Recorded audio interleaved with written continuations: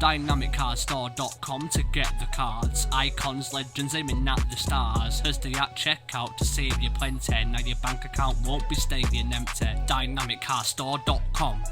Use code Hursty. Go on. Hey there guys, welcome back to Hursty Games and welcome to another Queen's Park Rangers match preview video. Today we're going to talk about the Coventry City versus QPR game that is happening this evening. And it's a game that I'm very much looking forward to. I think it's going to be a good test for QPR, but I also think it's going to be a game that's, I think it's going to be quite competitive. I think a lot of people think that we're going to absolutely flatten this game out just because of our good first game that we had against Nottingham Forest, which we'll talk about in a little mo. But I think this is going to be a very competitive game and a really entertaining one for the neutrals, and I'm very much looking forward to getting my teeth well and truly sunk into this video. But first we're going to talk about our victory against Nottingham Forest. Very happy with that result. Really happy to see us come away with 3 points. As I said in my previous video, I was hopeful that we could try and fight for a win, but I would have taken a point before the game. So to have got all three is fantastic, and the performance itself was very good as well. I think we played pretty well across the park. I think the players we brought in to improve the weaknesses we had last season have definitely made a difference, and definitely we are looking good for it. So I'm very happy with those additions, and I really do think that that squad that we played there is going to be a squad that we're going to see more throughout the season. A lot of similar players, and realistically I'm not upset with that. I think the few changes that came in, most of my team that I said were fairly similar. Thomas didn't start, however, and Carroll started. Cameron was there for Don Ball, and then Wallace was in for Manning. We still don't know what the situation is with Manning at the time of me recording this. Nothing yet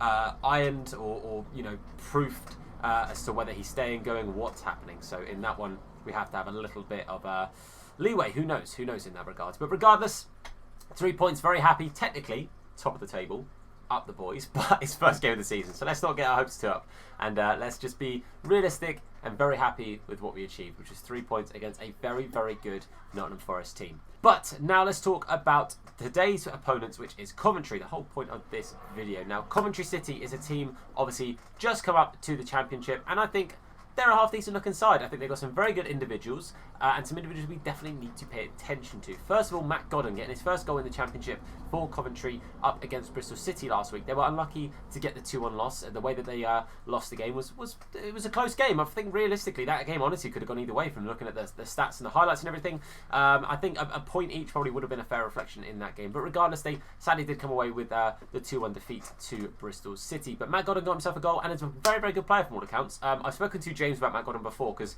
he was at Stevenage, I'm fairly sure, and obviously James has got his links with Stevenage, and has actually spoken to Matt before and said he's a really nice guy, etc, but he's also a phenomenal footballer, and I think is definitely their biggest threat for me personally coming into this game. I think he's a very good player that we definitely need to keep an eye on.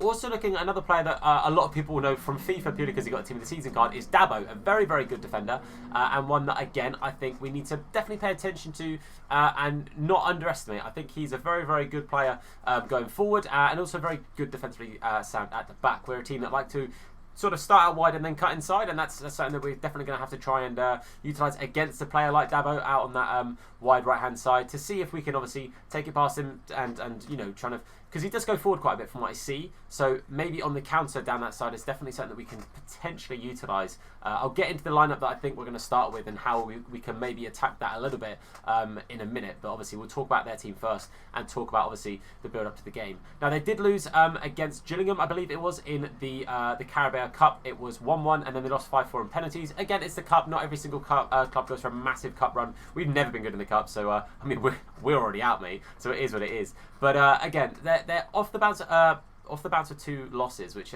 isn't ideal for them, but I do have to say that form early on in the season isn't absolutely everything. Obviously you do want to kick off with a good start, which thankfully we've been able to do, but I think people saying, oh, they've lost 2 games in a row, this, that and the other, it can potentially affect players' minds a little bit, but when it's this early on in the season, I think it's slightly different. Most clubs are looking just to try and get their first points on the table, trying to get a kick-start into the league, and obviously they're still going to be wanting to do that. They're not going to just roll over just because we got a win, they got a loss. It doesn't work like that. That's not how football works, and a lot of people that I've been speaking to seem to think that's how it's going to happen, but I am strongly disagreeing in that one.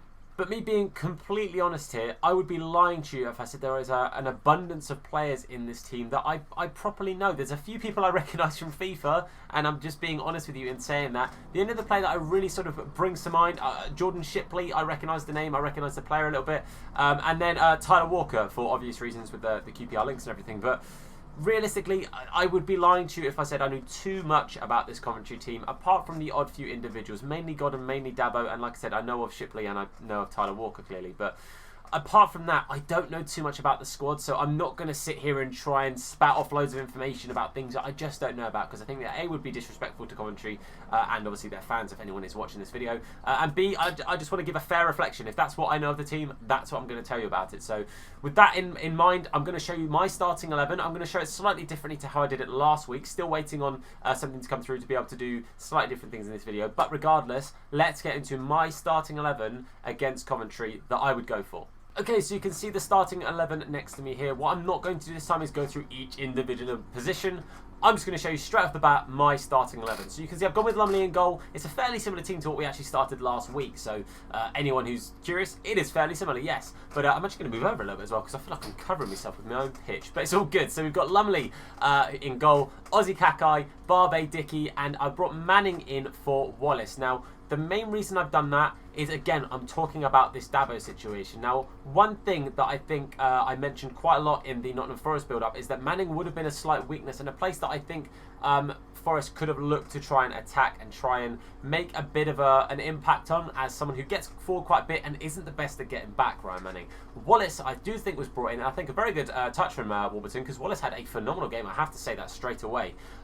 He came in and I think really shored up that left-back spot and really kept them quite quiet on the right-hand side. I think most of their attacks came down the left. And it's not that Ozzy Kakai had a bad game at all, because he didn't. He had a phenomenal game as well. I don't really think any of the players had a bad game in the Forest game in particular. But I think that Manning here, with Dabo being as attacking as he is, hopefully having two players on the left-hand side, we'll get, again, higher up into the team in a mo. I think that will really give us a chance to really make the most of that left-hand side and flood that side where possible or where needed. If Dabo is getting like plenty high up the pitch, then potentially that could be a good chance for us to try and go down that wing and make a bit of an impact and really try and utilise that left-hand side of the pitch. So that's why I've gone with Manning over Wallace. But other than that, the rest of the team is actually the same as what Mark picked last week. So Cameron and Amos as our holding sort of midfielders. Ilias Chair, Brighter Samuel and Carroll as our midfield three. Saw a lot of rotation in that last week and a lot of them sort of moving around. Carroll dropping back a little bit or dropping outside, and then Chair moving inside and the wingers swapping. So Bright coming on the left or the right hand side. Either way, that happened quite a bit in the last game. And I expect to see something very similar, sort of a rotating attacking midfield, because that's what we did last year anyway. Just finding out who's working best against who. Like the pace of Bright, if Dabo, for example, is higher up the pitch, or either of the fullbacks, then it could be that Bright's pace just to get in, dink a little ball over the top, or a little flick on from Lyndon Dykes, who is starting at striker, didn't mention that, that I think could really definitely make a difference, and that's what I think our rotation attack and midfield really does make a big impact, because it gives us plenty of freedom, and at times, if the other teams don't quite adapt to that, I think it makes a big difference, and it gives us plenty of freedom and plenty of space for our attacking players. Our creativity is where we will definitely need to focus. Now, I think Dickey and Barbe are definitely going to be absolute nailed on centre defensive mids. And again, I would really like to see them staying as a partnership and getting as many minutes together throughout the season. So I think it's really important that we keep those two in there and keep them playing. Players that I wouldn't be too upset with seeing come in, honestly, if Ilias moved to the middle and Carroll was then utilised as a sort of wide attacking player, I don't think that's where his best position is. The reason I kept Carroll in is honestly, again, a very good game. I was happily and pleasantly surprised with how good his debut, or his second debut was for us, if he gets, obviously, because he was here quite a few years ago. But realistically, I wasn't upset with his performance. But if it was going to be that Ilias is playing more that number 10, that central role, then honestly for me, Paul Smith would be the person I would start. I would love to see some more time from George Thomas, because I think he's a real hard worker and definitely has earned some game time, along with Shadipo as well. I think his time is coming to very close to being in that starting team. And again, in that meantime, the two players that have had the contract issues in Manning and Brightside Samuel, if they were not to be here, for me, it would probably be I'd stick with Wallace again. I've got no issue if Hammerlinen came in either, because I really like Hammerlinen. But Wallace, I think, honestly, did play well enough to definitely warrant getting into the team again. Otherwise, Shadipo or Paul Smith would start out wide for me instead of Bright Asai Samuel. So I've shown my potential starting lineup. I've spoken a little bit about the Coventry City side. Now it's time to give a score prediction. Now, I honestly think if we were able to keep a clean sheet, that would be phenomenal. I would love to see 2 clean sheets back to back, especially, would be fantastic. However, we are a side that are a little bit prone to conceding, so I can also see both sides getting a goal. Again, I think Lumley didn't have too much to do, but we did definitely get away with a couple of chances against Forest. Grabban missing a few fairly easier opportunities, and he hit them wide. So I'm hoping that we can keep a clean sheet, but my honest prediction is a 2 or 3-1 win. I do think we'll come away with a win. I do think it'll be a good competitive game. I think people thinking we're going to go and whitewash them, I think, is a bit unfair on Coventry, because I think they've proven to be a good side, obviously got themselves promotion, and I think that they're going to have a bit of a hit and miss season. I think they're going to have a tough season, but I don't think they're going to be awful by any stretch of the imagination. I think that they are definitely in for a fight to try and stay up, but I do think they've got it in them, as you guys saw with my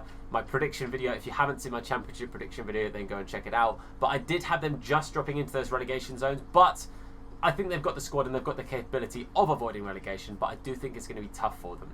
But this game specifically, I'm going with a 2 or 3-1 win to QPR, really hoping that we can keep a clean sheet, but I wouldn't be surprised if we did concede. But hopefully you guys have enjoyed this video. If you have, then please do leave a like on the video. It's massively appreciated. Let me know your predictions for scores down below, and let me know why you think those things as well. What you think about my starting 11. If you could give me any more information or players to definitely look out for Coventry, that goes to Coventry fans as well. Really appreciate it if you do end up watching this. Thank you very much for taking the time out of your day to sit and watch this from a QPR fan's perspective. But if you do have a little look into it, then or you have any suggestions, sorry, for me to have a little look into players, then let me know, because I'd love to know more about more teams. So getting to know some of your squad too would be awesome.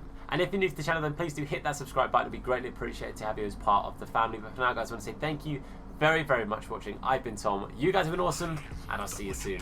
Look after yourselves, and of course, wash your hands. What? In a bit. Now his name is Hursty. Slap bald head, yeah, it'll probably hurt me. Bang top bins, it'll probably hurt you. Ginger, streamer, platform, YouTube. Drop a name in the chat, or say hello. Entertain, yeah, you already know. Capital H, yeah, I'm a read it slow. Hursty games, yeah, you already know.